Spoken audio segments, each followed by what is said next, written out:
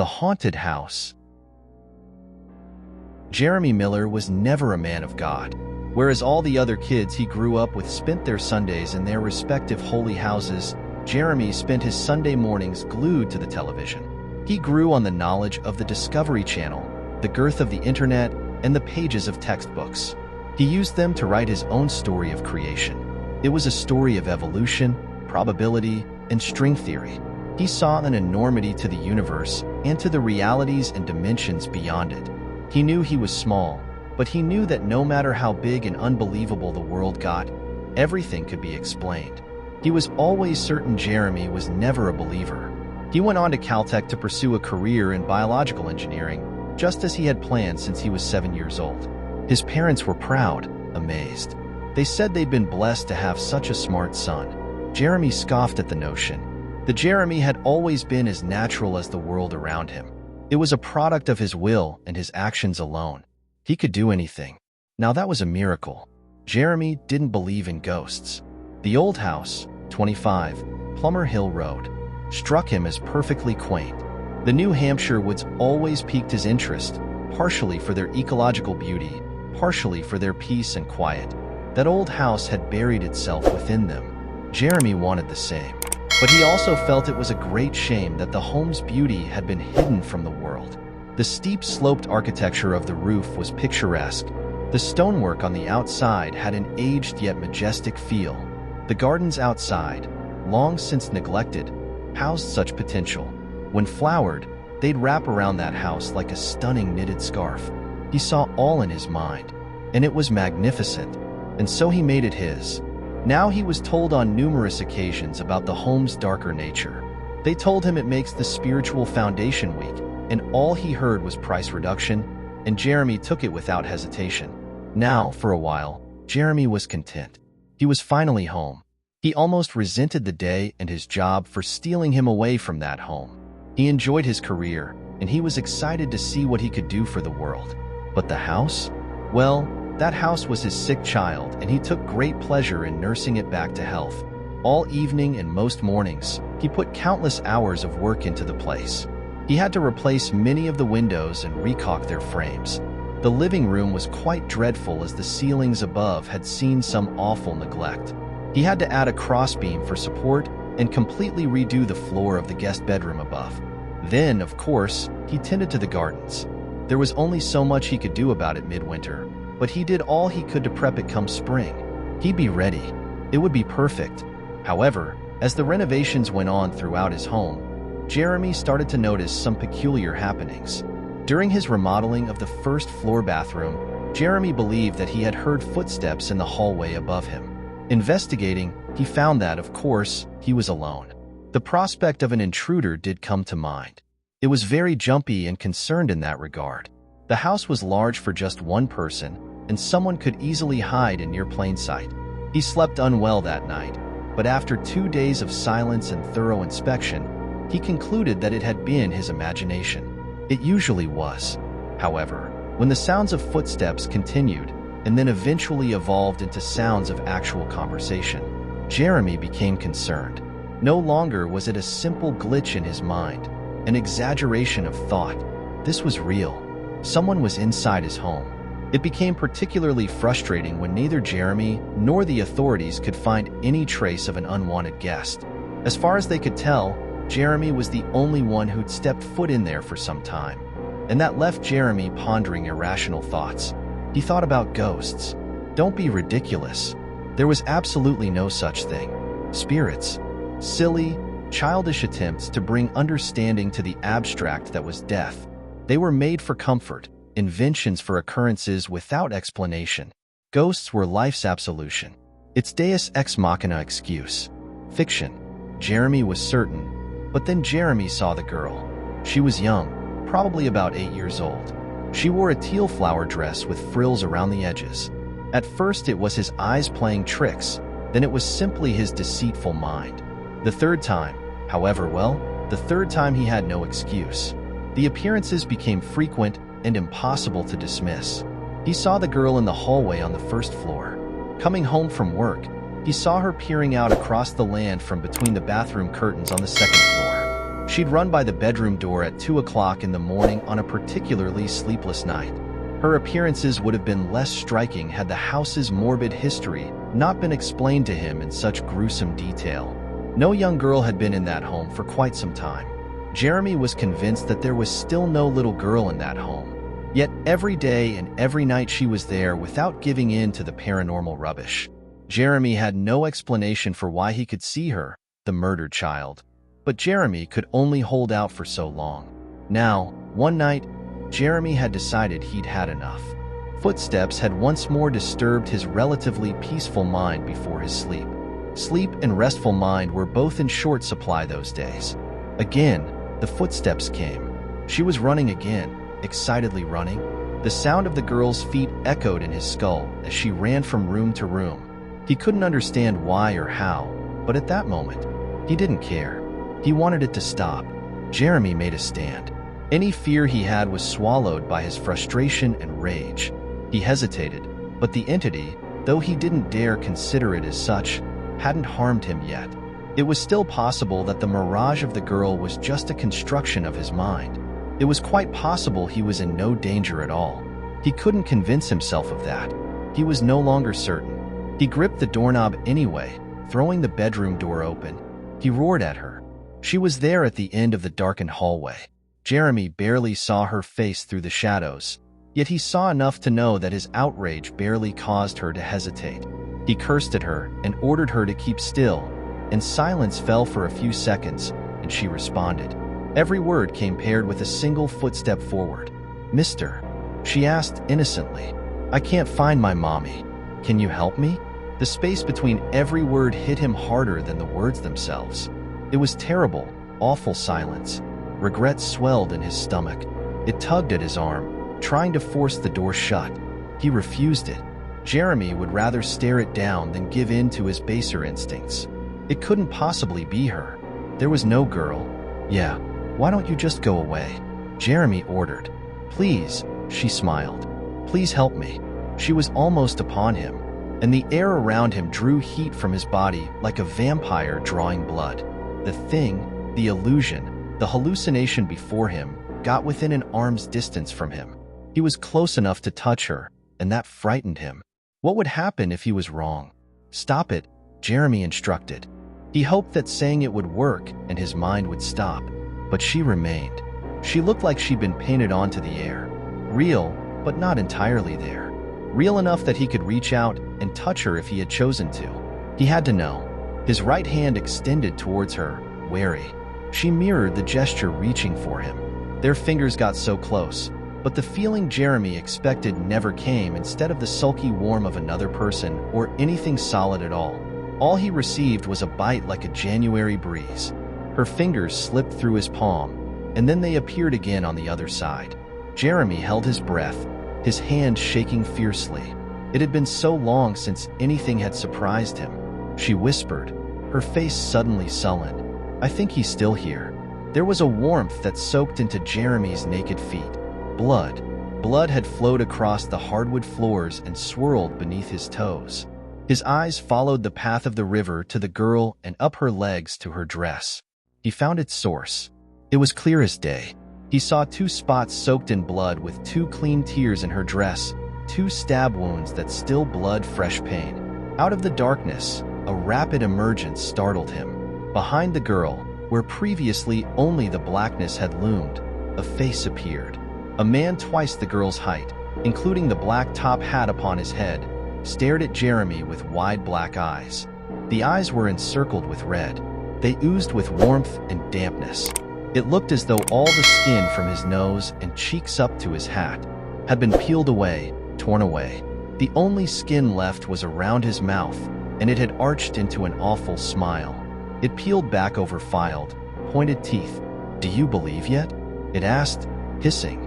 Jeremy's arm moved out of instinct to shut himself away from the horrors. An involuntary scream erupted from his mouth as he collapsed against the door. His horrified sounds drowned out the soft laughter on the other side of the door. Jeremy spent all night there, wondering if they did the same. He thought he could almost feel a moist wind upon the nape of his neck. For the first time since he was a child, Jeremy cried. They had all told him about her, of course. Before it had been such a trivial detail, but now he couldn't stop thinking about it. A girl had been murdered there by her own father. Nonetheless, she had been stabbed, strangled, and her body had been discovered in the attic by her mother. Everybody's favorite part of the story was the singular fact that her father had escaped, never captured. They loved wondering what happened to him. The murder had occurred a half a century ago, and everyone was still morbidly fond of it. It gave them something to talk about over their campfires. It gave all the teenagers a good hoot. Jeremy had often seen them passing by, their eyes open in awe as they were told. He was living their dream. He was the one living in the haunted house. But no, he refused to believe it. His eyes had lied to him. There was no such thing. He was a scientist. His reasoning was in numbers, papers, statistics, and graphs. This meant nothing. It took a week for him to calm his nerves in a single thought. He had pondered selling the house. He decided that that was the final straw. But never. Not for any demon or ghoul or Satan himself would he have abandoned that beautiful home, his first home. He would not run like some frightened schoolboy. Now, he was never a man of God, but he was a man of faith. His faith was in what he knew and what he could prove. And so he studied the case of the little girl. For a while, this proved more of a detriment than an aid. The girl he'd seen in the hallway surely was the girl who'd been murdered there. The likeness he observed in the pictures he found was indeed the girl he'd seen. That meant it would have been impossible for his mind to create the illusions he'd seen previously. She was real in some sense of the word. The presence had to have an explanation. However, something had been there that night. Something had physically chilled him. He felt the thing's blood on his feet, and so he pondered. He nearly gave in to their ruse. Then, like the great Sherlock Holmes himself, he realized something. He looked back, and indeed his suspicions were correct. There was a flaw. There was one little detail that gave him hope. The flaw was so minor that had he not been actively searching for it, he never would have been able to see it. It was unlikely to be mentioned by anyone, and therefore it was easy to overlook. However, it was not necessary if one was simply pretending. He knew for sure was that they weren't ghosts. He just wanted answers. They came back again that night for the first time in the attic. James heard them talking above his head, whispered voices. He climbed the ladder, and he pulled himself into the dark attic. He fumbled around, looking for the switch. The attic felt so empty, so quiet, and when the lights came on, he saw that he wasn't alone. The two dangling light bulbs above revealed so little in that cramped attic, but they showed enough. She stood far from Jeremy, just beyond the reach of the furthest bulb. Jeremy took a spot under the other. He found comfort in its light with both performers and their places. Jeremy recited his lines. "Who are you?" Jeremy asked. His voice wavered just a bit. Most of his fear was restrained inside. "Sally." The girl spoke, going through the motions. "Sally Johnson. I'm 8 years old. And can you? You were stabbed, weren't you?" Jeremy interrupted her. Sally nodded by a very bad man. On cue, Jeremy felt the man in the top hat behind him. He didn't need to imagine the man's breath this time, but it made him smile. Why does a ghost need to breathe? He stabbed you? Jeremy asked again for clarification. Twice. Sally, or whatever she was, nodded in sorrowful agreement, and that's when Jeremy smiled. He had her. "Try again, Sally," Jeremy said, pulling a newspaper article from his pocket. "This said you were stabbed 3 times in the chest. You're missing a stab wound by the right clavicle." Sally looked downwards at her dress. It remained intact and unsullied by her collarbone. That changed in a heartbeat. Blood poured from the wound and soaked her dress. Not a single drop dripped onto the ground. Even then, 2 wounds you had before were mirror images. They were on the wrong side of your body. She was stabbed below the heart, and your cut is on the right side. Sally didn't speak. "You're not ghosts," Jeremy said, feeling very clever. "You're just pretending to be." "Yes," Sally admitted. "You're right about that." Even though he knew the man was there, Jeremy jumped a bit as the man walked around beside him. The man was dressed in a ragged tuxedo. His left hand, gloved in white, gripped his lapel, whilst his other gloved hand held a black cane firmly.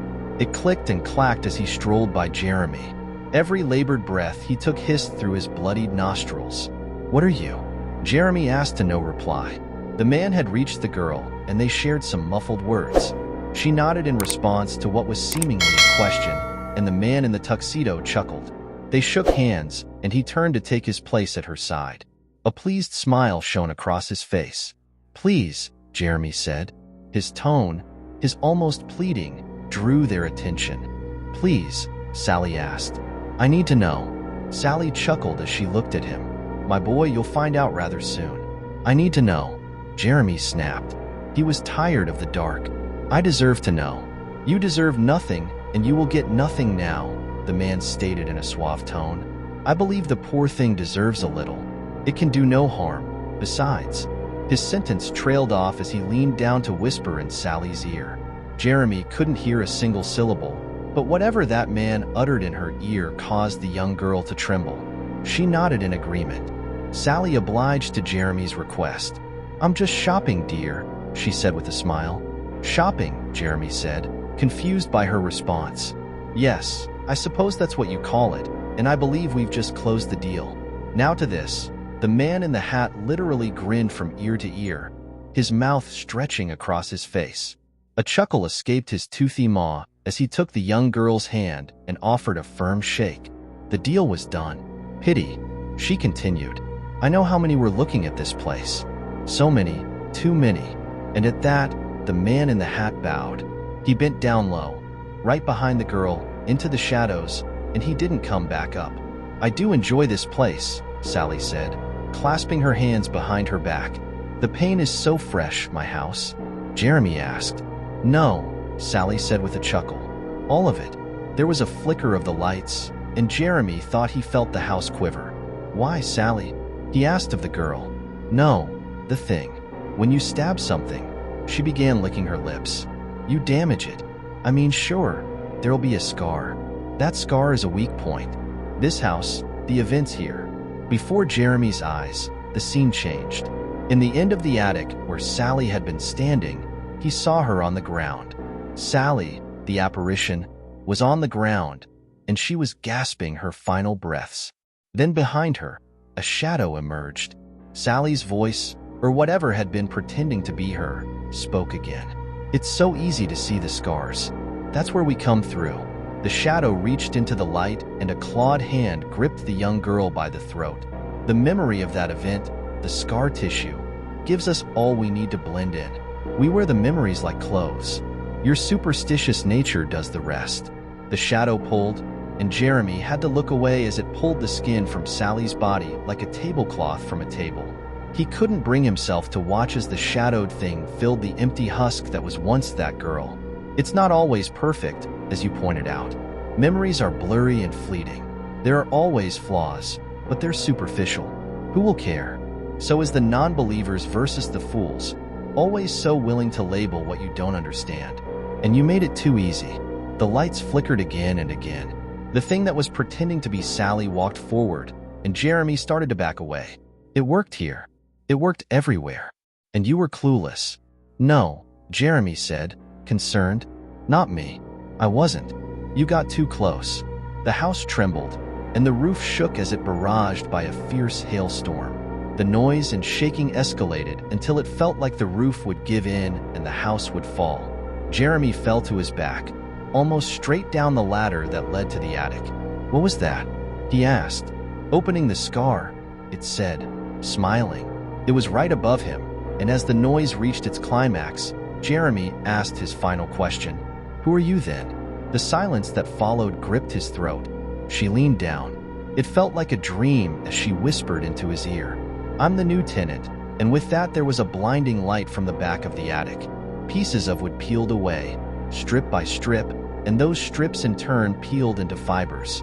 From them peeled the paint and the nails, and they were all ignited by flame. The pieces all burned away, but left in their wake wasn't ash. Oh no, it was as if their burning tore through the air and revealed what was behind it. As the entire back wall burned, Jeremy looked through the hole in space.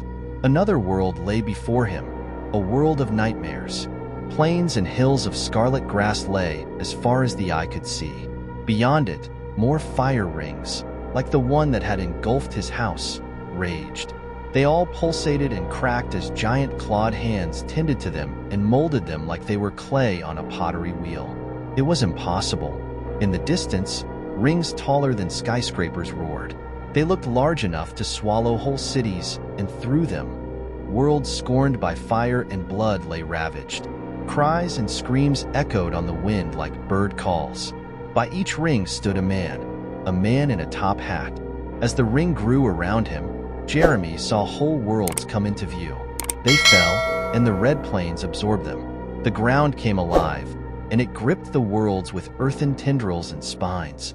They reached through the fiery portals and ensnared everything in their path. Every world, every universe was strangled into submission. What happened next? Jeremy could only dread. The men in the top hats looked on in joy as thousands perished beyond the living ground.